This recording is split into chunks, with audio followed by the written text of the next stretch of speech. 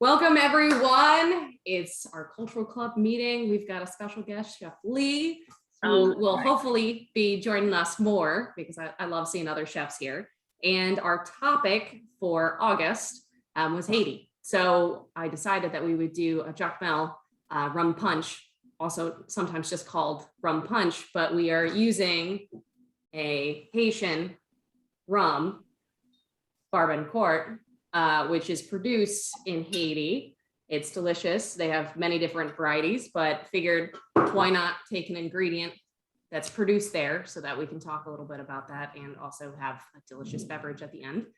So if anybody wanted to, you could shake along with me and make a beverage. If not, you can also watch the archive, make it at a different time and place, post a photo in the discussion forum, right? It'll be fun. I also did in the discussion forum send out a non-alcoholic, delicious fruit punch as well. So if you do not consume alcoholic beverages or looking for something on the lighter side, definitely check that out as well. I did purchase those ingredients as well, but I thought we would have a little bit more fun with the rum punch. So that's what we're gonna do tonight, and also just have a conversation as always. And then our topic for September is Italy. So many of you I know have been in the cuisine courses already, but Italy is a massive country and there are so many different regions. So we're going to have some fun with that. Our next meeting will be September 7th, 4:30 Central, our standard time. All right. What do y'all think? Ready for a cocktail? Yes. Quick question. What's the difference between the Jacmel and a fruit punch? Just alcohol? Basically the origin of the alcohol. Yeah. So, but a regular fruit punch is just fruit juices, generally speaking, where rum punch usually has a dark rum and a light rum incorporated, sometimes also either Grand Marnier or triple sec. So it's a classic cocktail, but a generic fruit punch is essentially just an amalgamation of tropical fruits put together. So. Oh, Colette's here. She could tell us about the fruit punches in Hawaii. Yeah, Colette, you want to talk a little bit about that while we get our ingredients together? Yes, Pog. Are we talking Pog? Yeah, yeah we are. Yeah, passion orange guava. Yep. That is a absolute staple with anybody that has a child. In any house, it would be on every single table, the luau's. It comes in all sizes, but normally it's purchased in a gallon, like milk. And that's probably the most famous, I would say, of our juices here. But then, of course, what makes up the Mai Tai, the pineapple juice that brings in, which I saw for today. I apologize, wasn't here. Yes, I know. I quickly grabbed some ingredients to make the virgin one. It's still only 11:30 here, so yeah, it's a little early. I missed you guys 2 weeks ago. Chef knows, but I broke a rib. And What? a lot of things had to be put on hold. And I was also, working towards that clean thing. Anyway, yeah, a puppy got underneath my feet, bringing the rubbish can out to the street. And I went down on the handle. Ouch. We do have large rubbish cans here in Hawaii. But yes, we do. Well, yes, you do. I remember those. These, though, are from my yard. That's awesome. Except not these ones. These little ones are from my neighbors, and I'm not sure. I'm going to try to get some ripeness out of these today, but these are called Raposa, and I'm allergic to the sap. See this, like the sap there running off of it? May or may not know, but it's part of the poison ivy family. The mangoes. Mangoes are, So I can eat them, and often when I work with them, I'll just wear gloves. And then I also have like a prescription medicine because it is like poison ivy. Like if you touch anything and it goes there. Those don't have any fibers, right? They're fiberless. These ones are not. These small green ones are very fibrous. Yeah. Let's see. So those are good, real good. Over here. I tried again to get that phone working up there. When I go on through the phone app, and I hit on the live discussion, like there's not a join video button. It just says more info. I'll follow up with you later on that. This one, I think I might be able to get a little bit out of. They're not as ripe as what we would need. No, but those mangoes over there are the same that we have in Puerto Rico, and the bigger ones don't have any fiber. So when you peel them, it's just like, oh my gosh, it's so good. Yep, there you go. That's amazing. That's awesome. Yep. You put No, vodka in them, you can put rum in them. There you Now go. that I never I done love it. So I did want to demo just cutting a pineapple because I know many people are very afraid of pineapples, just because cutting them with the eyes and all that good stuff. So I did want to demo that before we make the cocktail. I know most of you probably on the live session probably already feel comfortable cutting a pineapple, but for any of those in our archive land, I wanted to show that. So I'm going to take the top and bottom off, and I made sure to get a ripe one. One way that I tell whether or not they're ripe is actually by the smell. And then also you'll start to notice a color gradation as well. When they're getting more of that yellow orange color, that's usually a good sign. So if it's smelling very pungent or very aggressively pineapple, it may start to get a little too far and you'll have fruit flies everywhere. So just something to keep an eye out for. But first thing we're going to do is take the top and bottom off and then cut along the sides. Some people actually cut on diagonals and cut out the eyes that way as well. And it's actually really beautiful to have that spiral.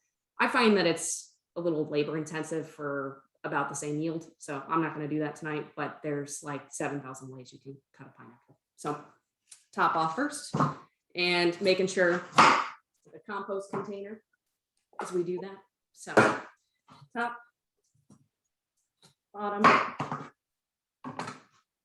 And then, actually for a lot of cocktails, people actually leave the skin on them. I find that then it becomes sort of an inedible garnish because you just kind of bite it and then you've got this rind hanging around. So for me and my cocktail beverages or just beverages in general, I'm going to take the skin off because it looks kind of cool and it does hold it together, but it's also, what do you do with that? Then you put it on a plate and it's just like hanging around really awkwardly. So we're just going to take it all off. So kind of similarly to like cutting watermelon, you kind of want to go right where that skin is meeting the fruit because you don't want to cut too much off. So.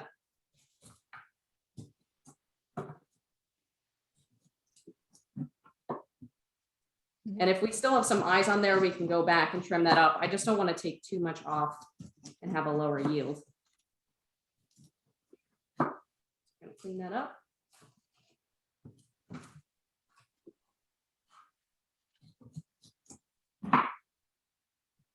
And I certainly don't need all of this pineapple, although we could juice it, or I could make this punch in a party size, but it's little me right now, and I don't think I need that much. So I'm just gonna go for the smaller beverage.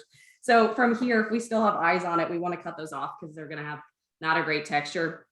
So from there, I'm just gonna try to get right underneath them. Go around.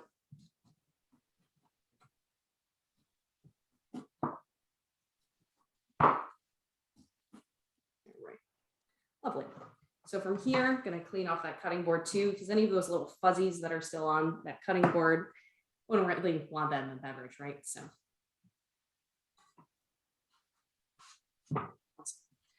I'm just going to make wedges. You arguably for a garnish could cut them into spears and then stick the spear in the drink as well. So many different ways to slice the watermelon. We're there today. Yeah.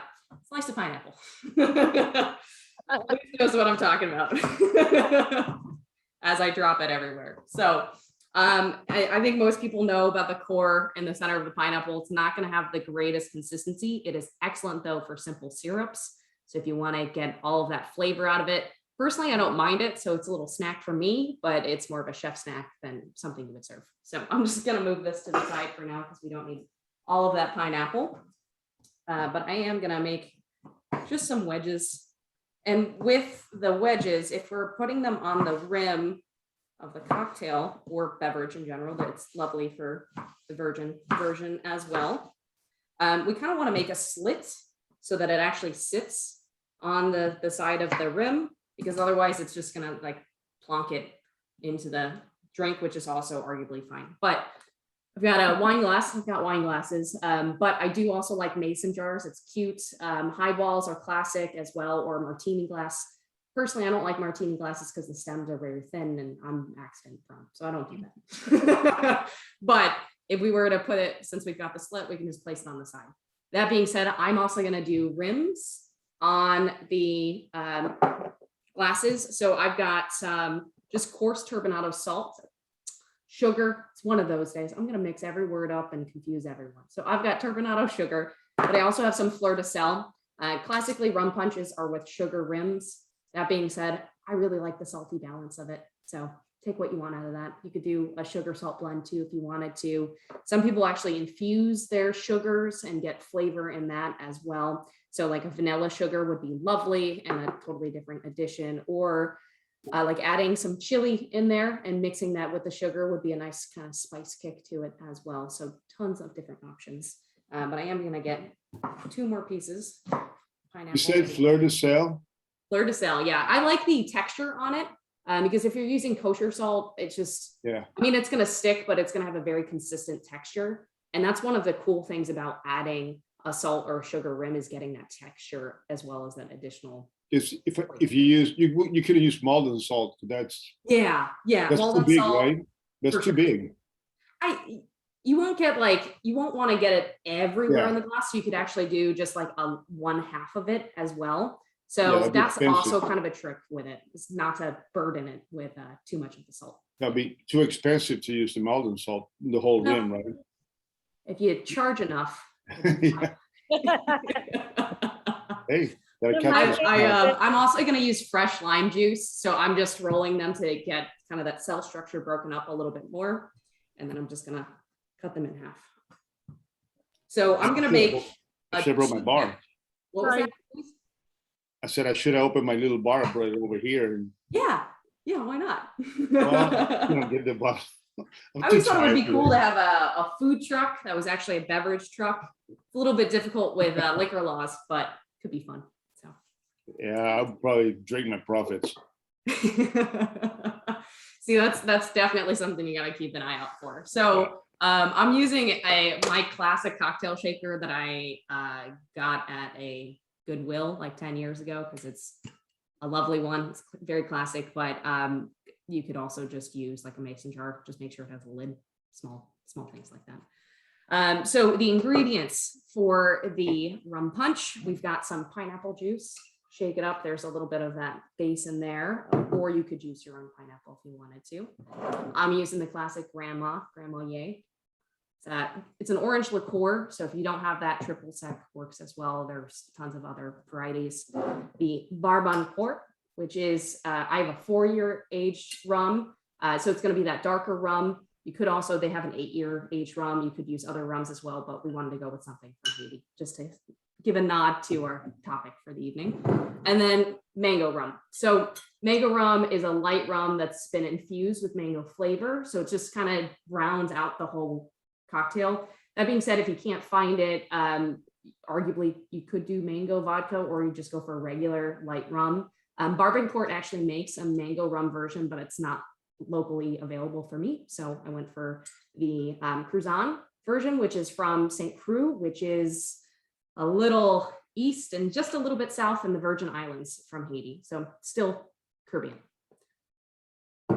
And really cool thing too is, go blend that. For the Bourbon Court, the sugar cane is produced in Haiti as well. So it's a beverage that is locally sourced, like all of the ingredients, and then distilled in Haiti and then shipped out from there. So super cool to have the entire production of that beverage done in one country, which for beverages is much more common than it is with food sources. So it's kind of cool. So what we're going to do is make our rims first and then make the cocktail so that when we go to pour it in, our glasses are ready to go. So the key way of getting the sugar or salt to stick to the rim of the glass, whatever that glass is a little bit of fruit juice or lime or lemon juice. Since we have the limes already cut in half, I'm first going to squeeze it so that I have the lime juice for the cocktail. And then what I'm going to do is just run it along the rim and then dip it in the sugar or the salt or both. Why not? Figure it out. We just can't lick it, can't lick the glass to put it in, right? because COVID. Yeah, I mean, if you're making it for yourself, you could totally do that. yeah, but with COVID now you can't do it. So Yeah. I mean, there's definitely a line, right? So I do have a classic jigger. So this is 1.5 ounces or 3/4 ounce. I also have this lovely little measuring cup as well. So if you don't have a classic jigger, you can use a measuring cup as well. So we've got this cute little thing, and it's a little bit easier to see where the meniscus is if you're like very particular about how much ounceage is in there. And then for basically two iterations of this cocktail, it's 1 ounce of lime juice. So if you're just making 1/2 ounce, if you're making a party, probably go for already squeezed lime juice so you can save yourself that labor, and just multiply essentially. So gotta love our yields. I'm just going to squeeze that. And I've got 2 limes. I may need all of them. Kind of depends on how juicy the limes are. But it's kind of nice to have that fresh juice just because it's going to have a very different flavor than the concentrated lime juice. The ones in the little plastic things, those terrify me. yeah, that was my first job at the restaurant. I had a big box of limes. Just said, start squeezing. I'm like, are you kidding me? And chef just looked at me. I'm like, I know you're not. So start cutting, and they had a little machine, and and that machine just kind of like choose. Yeah, you got to be very careful with those machines. Like, ow. Right. And it's a whole box. It's like, I don't know, a couple hundred. Yeah, something like that. We go through it a lot for the ceviche. Right. Yeah. I mean, for ceviche, you're going to go through a ton of ceviches, but it's delicious, right? So it's worth it. Yep. Yeah, exactly. So I've got that ounce ready to go. So I've got that ready to go for when I go to put my ice in my shaker, but for getting the sugar on the rim, I've got the lime. We're just going to go across the side. You could also put lime juice in a container. Like I have this cute little pie tin. You could put the lime juice in that and just dip it. I find then you start to get the juice on the inside too, unless you spin the glass right on the surface of the juice, which is arguably fine, but it tends to really cake on that garnish or the rim. So from here, key thing too is making sure you've got a container that actually can like fit the glass in. If you have something super small, it's not going to work. But if we were to just spin it like that, you can see that I've got that sugar rim. Nothing crazy. I don't want to cake it on too much, but it's just a light little garnish.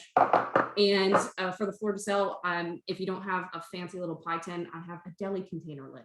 That works just as well. All right. Not super fancy tonight. So get that lime juice again. And then the fleur de sel, I'm going to hold it up so you can all see. And then you could just literally spin it like that, or you could actually put it like that. So some people actually do like a salt or sugar kind of splash on the side, which is beautifully, it kind of looks like it's painted on. I just want to be really careful if you're serving it to other people that like their hand isn't ending up on it's a waste. Sad. It's beautiful, but sad. So we've got our glasses ready to go. So I'm going to move that out of the way. And got a bunch of ice. I do not need all of this in the shaker, so we're also going to use some of the ice into the beverages as well. I'm going to fill it up with my ice, and then just put some of the rest of the ice in the glasses. And arguably, you could use crushed ice instead. It's going to have a different texture to it, but it is very nice when you go to serve it with that. So, ice in. Colette, where are you at with yours? Hi guys. Oh, there we are. So I'm all set. I've got, overfilled a little bit. 3/4 cup of the mango, and I'm doing the mango pineapple. Excellent. Good. And then the lime juice. I'm going to grab my ice. Awesome. Beautiful. So I also, if you don't juice your own fruits, you can find like mango juice in the store like this. Some areas you are able to find like papaya juice, a little bit more difficult to find. If you've got a really good, larger distributor of spirits and wine, they sometimes have this in their mixer section. So little hidden place besides the grocery store. Like I went to the grocery store first and they were tapped out of pretty much everything except lemonade. So sometimes you need to find it in different spots. So you've got that as an option. And then I also picked up some passion fruit. So even though we're using the pineapple juice in this base for the rum punch, you could totally switch that up with other tropical fruits. Guava juice would be a lovely one as well because it's got a bright acidity to it. I probably won't go with the mango just because we've got that mango flavor in the mango rum already, but tons of options. It's totally up to you. So since we've got that lime juice ready to go, I'm just going to pour that in my shaker. And then we're going 2 ounces of the Bartman Court, 2.5 ounces of the mango rum, and then 1 ounce of the Grand Marnier. And then we'll get to the pineapple juice. So this is for 2 beverages. If you were making it into one, that would be a very, very, very, very intense beverage. So just drink responsibly. Okay. So What's 2 wrong with that? ounces of the rum.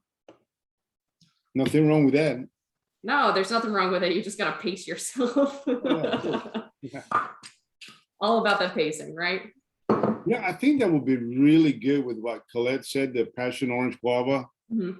It would be really good with that. Yeah, absolutely. Because I know in Hawaii, we buy them like in the cans, the Mhm. pogs, and they're good, but when you buy them freshly squeezed, freshly made, oh my gosh, that Right. is the absolute best. Right. Yeah, and it's gonna have such a more powerful and distinct flavor to it, but a lot of people cannot find it that way. So that's why Yeah. we're doing it this way. But I love that. So 1 ounce of the Grand Marnier. And then from there, pineapple juice, we're going for 2 ounces, but you could dilute it with more of the pineapple juice or any other juices. So, Colette, there was that roundabout in Wailuku, I think it is. There's a fresh market there, Yeah, Wailua Fresh. Very good. right? Right? You make that roundabout and you go straight towards the high school or Yes, I went back there. I there. went there to grab the pineapple juice, and they also had fresh pineapple. But I was already gonna have a little bit of the graininess from the mango being a fresh puree. So using that with the pineapple juice and then going with the garnish. I was just looking. I thought I had my favorite rim is lihimoi. ooh, I don't. The second up in line would be Beijing. nice. A little of that with my virgin drink here. I think I'm gonna do that round. Very cool. Yeah, Lihimoy is Definitely like, not ooh, within the tropical flavors, but something like togarashi seasoning would be a really cool Oh, play on yeah. some cocktails. So tons of have fun with spice blends. Louis, what were you saying? what's that? What were you about to say? I think I cut you off. I don't know, I forgot. All right, that's fine. That's important. So Haven't all even started that's, drinking yet. there you go. All that's left for this cocktail is to shake it up. When we're dealing with juices, particularly in cocktails, we want to shake, not stir, so that everything gets mixed well. Same thing with dairy products. You want to make sure to shake it, not just stir it. But if it's straight spirits, usually you can get away with the stir and you'll be fine. So since mine is pure metal, this is actually very, very cold. So just something to keep in mind when you're shaking it. It's going to feel very weird in your hand because it's cooling. So I'm gonna do the shake. Ah, come on, I should have done mine now. Mine's a little bitty one, but that big. But Right. Gina, where's yours? We in my I have one bachelor's right program, we were doing gin flips, and the length of time that you need to actually shake your cocktail to get it to really get the egg whites flipped into it, it's obnoxious. So it's a good workout though. If anyone's looking for a low stress workout.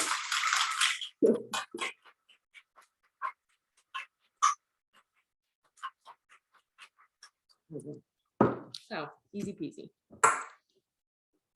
See if we can get it in the camera and basically just pour. If you were using really pulpy fruit though, you could use a fine mesh strainer underneath this as well and really refine it further. And then just the garnish, easy peasy. So there we go. What are you? Look at that timing. Look at that time and task management. I love it. And we have 4 more minutes so we can actually enjoy it and converse with the time we have left. There you go. Quick and refreshing. What's new? So we're going to Italy next month, right? Italy. Yep. So we can choose a region or we can talk broadly about Italy. in the first meeting and then decide an area for the cook-along. It's Totally too up to you. broad. I mean, I think we should just pick one area, like, I don't know, Bologna or Rome or something. I don't know. 'Cause Should it's we go too north, broad. south, central? Yeah. Yeah, Yeah, so even just dividing it between north, south, would be. still. Yeah, Gino, where's your family from? Sorry. Sigi, Nabadan, and Calabrese. Yep, there you go. That's where we're going. yeah. Simple. There you go. Gino, you got it, man. You know, you gotta spearhead the cook-along then. Yeah. Yes. You gotta teach us how to make something like gravy. What do you call it? That Mhm. Chef Boyardee thing. Yeah, no, we'll be after you. Yeah, I Love know. it. Yeah. Andrew in the chat says his family's from Modena, which is awesome too. Oh, there you go. There you go. We can poll. That can be the poll between Yeah. our meeting tonight and not next Tuesday, but the Tuesday after. Where in Italy should we go?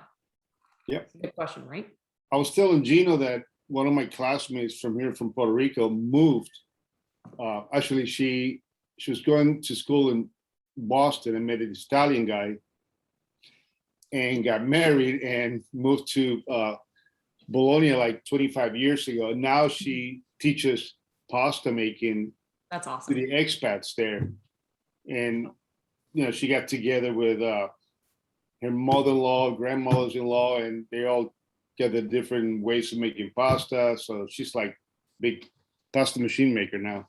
That's awesome. That was fantastic. I mean, I call her when I have problems. Hey, what happened with my dough? We should have a phone a friend. What's going on with my dough? There you go. What's up with my dough? Get some focaccia, Louis.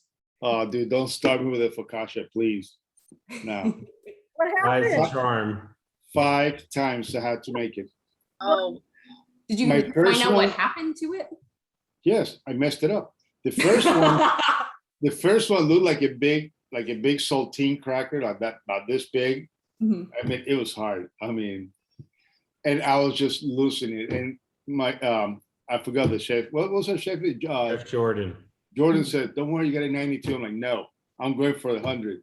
And did it one more time, messed it up, and it was probably that high. Then the next one was like this big, and 5 times it took me. I mean, 5 times. It But can I be got a it. tricky dough. That hydration in it can be really tricky. Yeah, it's so I think it's humid here. Cracker. What's that? I think it's because of our humidity. I had to make it a couple times. I had that cracker and I found even letting it rest to the time that it said was almost too long. Mhm. When I kind of cut back and didn't let it be exposed anymore, then I finally got a good one. But Yeah, I started experimenting with less water, adding less water to the dough. Perfect. 5%, 10%, until I got, because I couldn't, you make the dough and okay, now what? It stuck to my hands. I couldn't do anything. I'm like, and So throwing we will dough not everywhere. do focaccia when we're in Italy. I'm not saying anything. Colette, you want to talk a little bit about how your beverage came out before we wrap things up? I'm surprised at how much I'm enjoying it. I was a little nervous it was going to be super sweet. Mhm. And the lime cuts through it perfectly in a way that it almost, you can feel it hit those different parts of the tongue. It's got that sweet and then that sour. The little tiny rim I did on the outside had that kick at the end, but I thought it was going to be a little, maybe even too grainy with the mango Mhm. puree. Mhm. And it wasn't at all. It's the perfect consistency. I have the second glass in here, which will go probably into the freezer. And at 4:45, I'll take it out and I'll add something else to it. Excellent. Excellent. In the meantime, though, if you, for some reason, you made a larger batch, you could make it into an ice pop, though. Would be delicious, Oh, my daughter would be stoked on that. right? Oh my gosh. Speaking of my What in Puerto Rico, what we used to do is get the old ice cube trays Mhm. and puree all the juices and put it in the ice cube trays. And every time I go to my grandmother, she'd go, "Here's one with a little napkin." And Oh, my mouth is yum. And then you don't have to use ice cubes in your drink. Would you use the fresh juice? coconut, guava, passion fruit, all kinds of stuff. Real good mangoes, pineapples. But You it's could use all, it either in a smoothie, or you could use it in lieu of ice cubes and dilute it that way and have some fun with it. So yeah, tons of things to do with frozen. Take Of that. course. Yep, and you can add some more, there's still spirits to it, there's spirits and nice Just be ice. careful with the spirits and freezing it, because that does not freeze totally because of the proof. So just something to keep an eye out for if you're trying to make boozy ice pops. Doesn't, Yep. it's a very fine ratio. I love it. All right, y'all. Well, I'm happy to hang out, but I do also want to be respectful of everybody's time. Thanks for the shake along, and Colette, thank you for demoing the fruit version for us. And we'll see you in a couple weeks for Italy. If you need anything in the meantime, just holler, and put some stuff on the discussion forum. If you make a beverage, take a photo. Love to see it. So thanks again, guys. I'm gonna stop the recording, but we can hang out. So